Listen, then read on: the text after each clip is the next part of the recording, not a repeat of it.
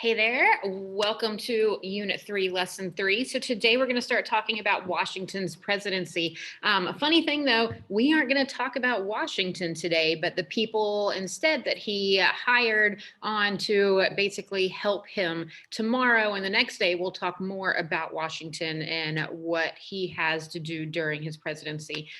So I could not help but put this picture up because obviously it's not like a MAGA hat. It's not a Make America Great Again hat. It just says Make America. And because he was the first president, I literally thought that that was hilarious. But I'm a history nerd.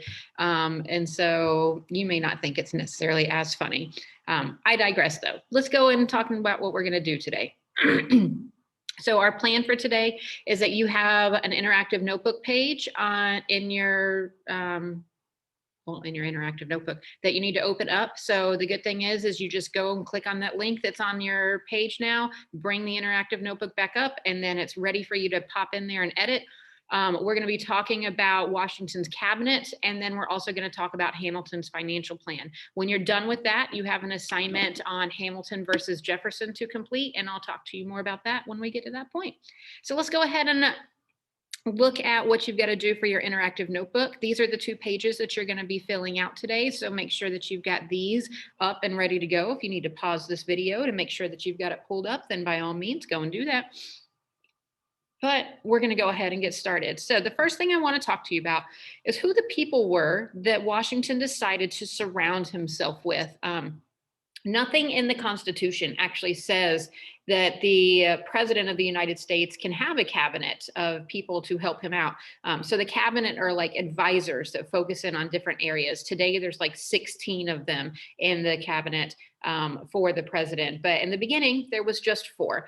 And this is what it does say in the Constitution is that the president has the ability to lead the executive branch. And as the leader, he can do what he needs to make that happen. So Washington says, you know what, I'm just one man. And in my humble opinion, I'm not good enough to do this all by myself. I don't know everything about everything as the president. So I need people around me who are very knowledgeable about different topics and can give me advice. And so he takes on these 4 members. They all have to be approved by the Senate because that is part of the Constitution. Whenever you have these people coming into these positions, even though they don't mention the cabinet, it does mention that people that are appointed by the president are often going to have to get Senate approval. So they can't just be anybody, but they got to make sure that they are actually qualified for the job. So let's talk about who these guys were, what position they actually got, and then why they were qualified to have that job. We're going to start with one guy that you're familiar with already, and that is Thomas Jefferson.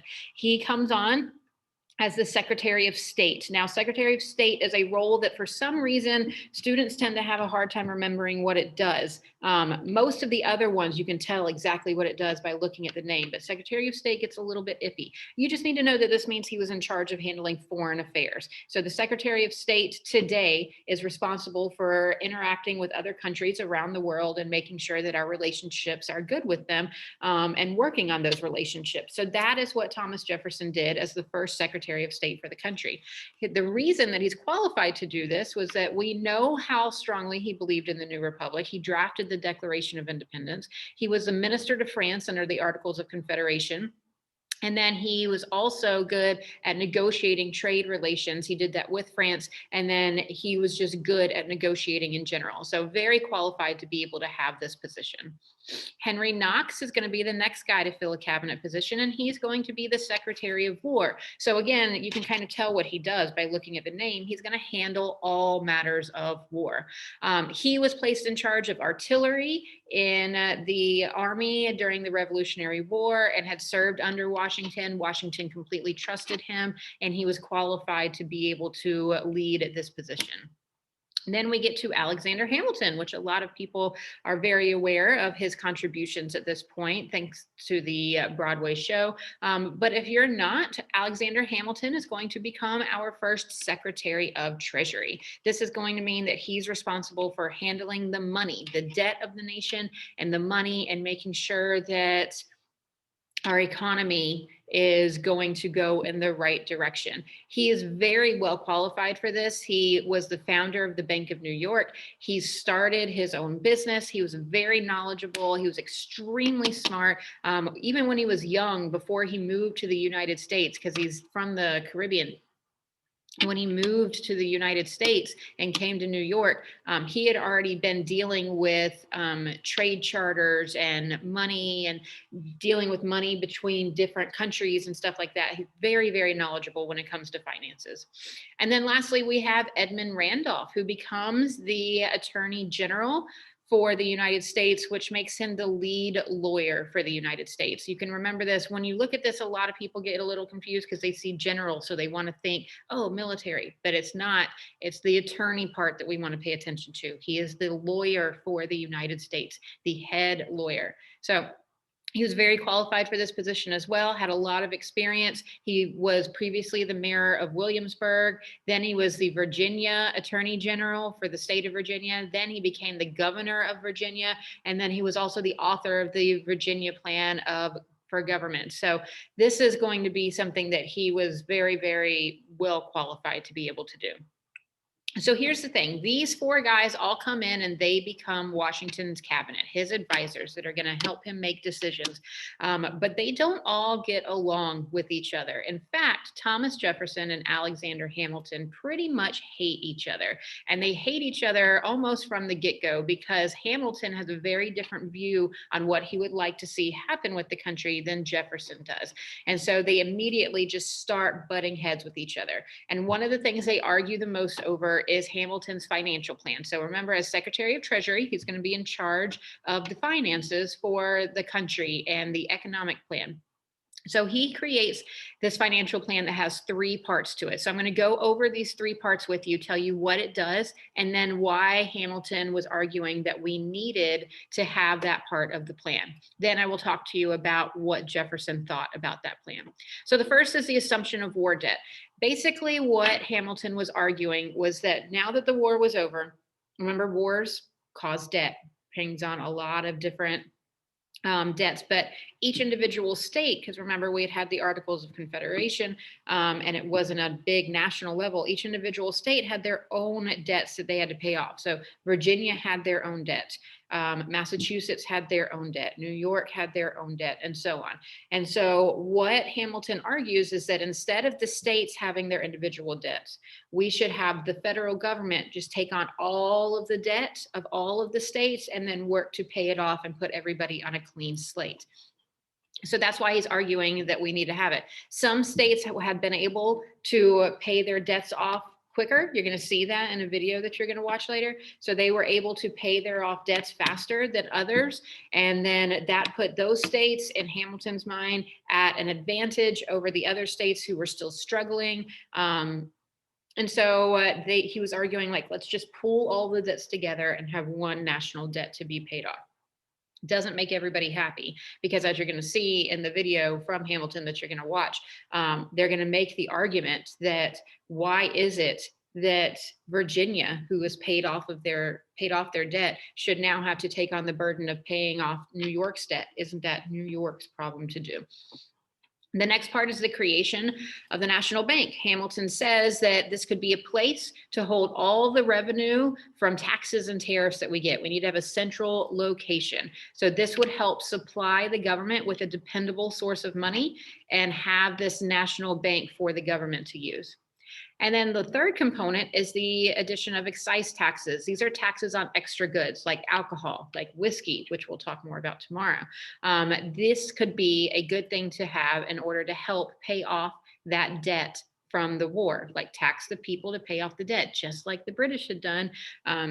You're going to have taxes. As much as people wanted to like have a new government and say like, no, we didn't like how we were being taxed. The reality is that you have to have taxes to have a government run and function. So this is Hamilton's plan. And then Jefferson is like, wait, what? Like, what are you talking about? This plan is absolutely insane. He says that the states need to keep their individual debts. Again, why should Virginia, who paid off their debt, have to bear the burden of other states and help them pay their debts off. Like, we did our part already paying off our debt. That's your problem. He says that a national bank, which isn't mentioned anywhere in the Constitution, is in fact unconstitutional and shouldn't be allowed to happen. We'll talk later about whether or not we think that should be allowed to happen or not.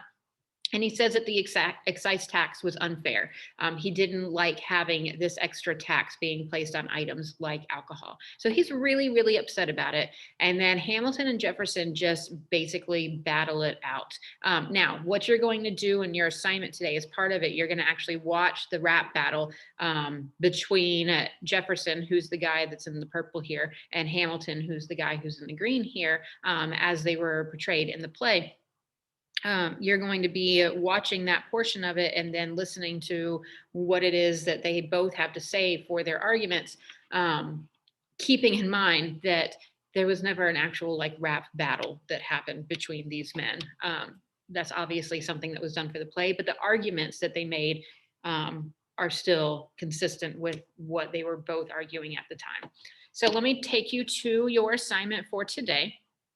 If you scroll down, you're going to see underneath your link to your interactive notebook pages. Once you're done with those, you're going to do this Hamilton versus Jefferson assignment. Now, when I click on this, it's going to bring me to the Hamilton versus Jefferson assignment. You're going to be seeing this in my teacher view, but you're going to have the ability to click on the link and pull the assignment up. So I'm going to do that right here so that you can see what it says.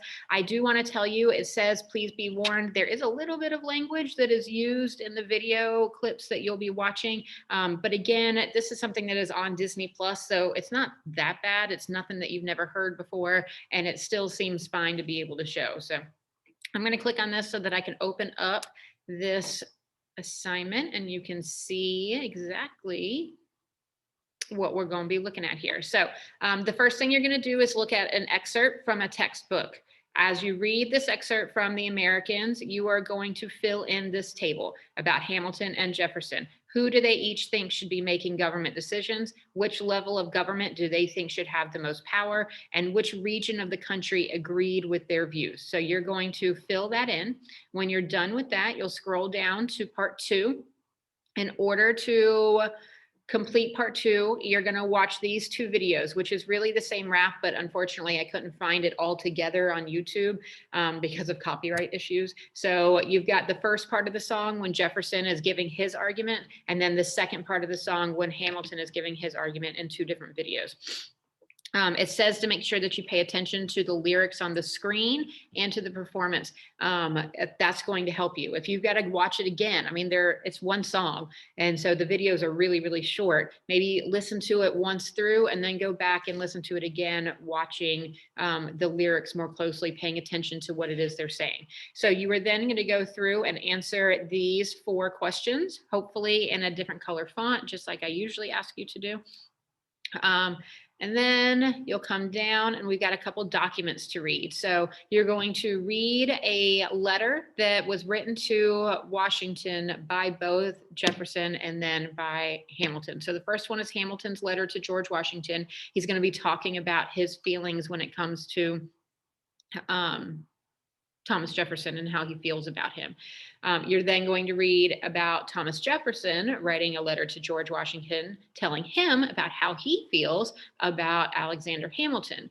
Then you're going to go through and complete this portion right here. So you're going to be sourcing this information, telling me when the letters were written. What do you think they're going to be talking about? I just told you. Number 2, you're going to be contextualizing.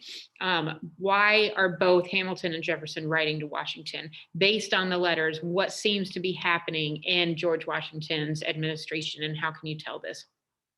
Number 3 is going to be part of your close reading. I want you to tell me which letter out of the 2 seems angrier to me. And then you need to find a quote to support your claim. So go back, look at the letters and say, like, I think that Jefferson's was more angry because he said this, whatever it might be. Then for number 4, you are going to write one adjective, so something that describes each man's personality, and then find a quote to support that claim. So in his letter, Hamilton seems to be blank. I'm basing this claim on the following quote. And his letter, Jefferson seems to be blank. I am basing this claim on the following quote. And you put the quote there. And then number 5, who do you actually think started the fight? Based on what they wrote, who do you trust more? Do you trust Hamilton more? Do you trust Jefferson more? And why? So basically, I'm asking you to be a bit of a historian here. I want you to dive into the words that these men actually had to say towards each other. There's some vocabulary here to help you out. Here's where you're going to get some of the sourcing information to be able to help you with that first question. I'm not telling you this is going to be easy, but just because it's not easy doesn't mean that you should just disregard it and not do it. This is the important parts of history. This is you being a historian and looking at what they have to say and coming up with an answer all your own based on the material that is provided to you.